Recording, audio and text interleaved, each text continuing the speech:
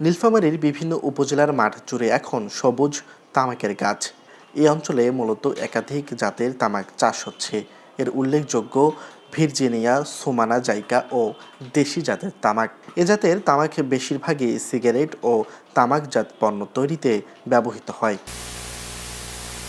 কৃষকরা বলছেন, তামাক চাষে উৎপাদন খরচ তুলনামূলক অনেক কম। 1 বিঘা জমিতে তামাক আবাদে বীজ, সার, সেচ ও শ্রমিক সহ মোট খরচ পড়ে প্রায় 15 থেকে 16,000 টাকা। বিপরীতে মৌসুমের শেষে সেই তামাক বিক্রি হয় 60 থেকে 70,000 টাকা পর্যন্ত। আমার তামাক লাগাই, কোম্পানি আগাম কিছু টাকা দেয়, এই জন্যে আমরা তামাকটা লাগাই। আর যদি সরকার কোনো ভর্তুকি দিত তাইলে আমরা কিন্তু অন্য খেত আবাদ করতাম, তাহলে তামাকটা লাগাইতাম না। তামাকটা তো ক্ষতিকর জিনিস। সরকার নিষিদ্ধ ঘোষণার পরও তা আমরা ক্ষেতটা করি, কিন্তু ক্ষেতটা করি কেন বেশি দামে বিক্রি করতে পারি, কোম্পানিরা নেয়। কিন্তু সরকারও বন্ধ করতে গেলে আগে কোম্পানি বন্ধ করতে হবে। কোম্পানি বন্ধ হইলে তাহলে আমরা বেচবো কার কাছে? বেচতে পারতাম না আর আবাদও করতাম না। আমরা তামাক ফসলে একটু চাষ করি, তামাক লাভ হয়, ফলন ভালো হয়, লাভ হয়।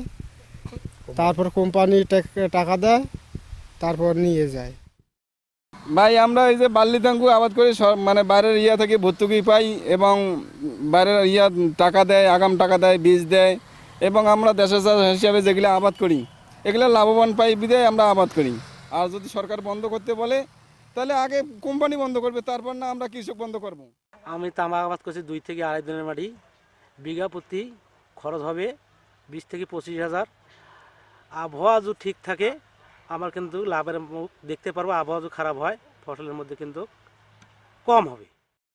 বিশেষজ্ঞরা সতর্ক করে বলছেন, তামাক শুধু মানবদেহের জন্যই নয়, পরিবেশ ও কৃষি ব্যবস্থার জন্য মারাত্মক ক্ষতিকর।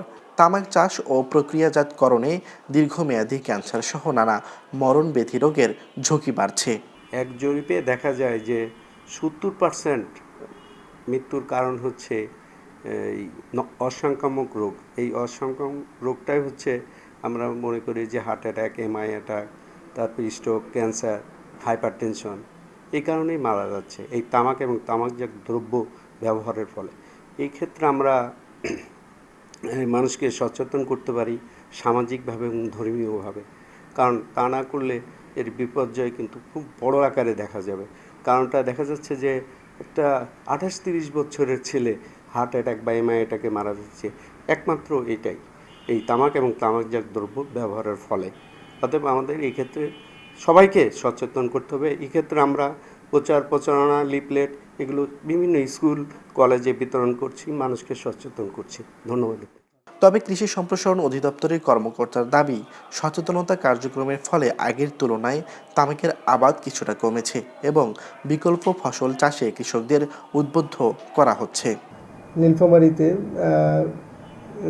এই বছর প্রায় 1200 হেক্টর জমিতে তামাকের আবাদ হয়েছে, যেটা গত বছরের চেয়েও কম। কিন্তু তারপরেও আমরা মনে করছি যে এই তামাকের এরিয়াটা বেশ, আমরা এটাকে নিবৃত করার, কমায় নিয়ে আসার আমরা চেষ্টা করছি কৃষককে বিভিন্নভাবে মোটিভেট করার জন্য।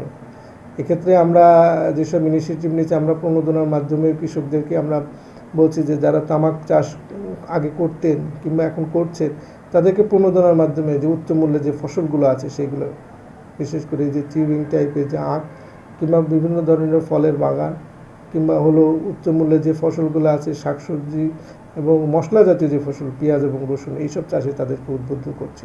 স্বাস্থ্য ঝুঁকি আর পরিবেশগত ক্ষতির কথা জানা থাকলেও অল্প খরচে বেশি লাভের ফলে নীলফামারীর কৃষকদের চাহিদা বাড়ছে তামাক চাষে। বিশেষজ্ঞদের মতে মাঠ পর্যায়ে কার্যকর পদক্ষেপ ও লাভজনক বিকল্প ফসল নিশ্চিত করা গেলেই সম্ভব হবে তামাকের এই বিস্তার। নীলফামারী প্রতিনিধি সাদিক বাদলের পাঠানো তথ্য ও ভিডিও চিত্রে আকাশ চন্দ্র পাপ্পু, দেশ নিউজ বিডি 24।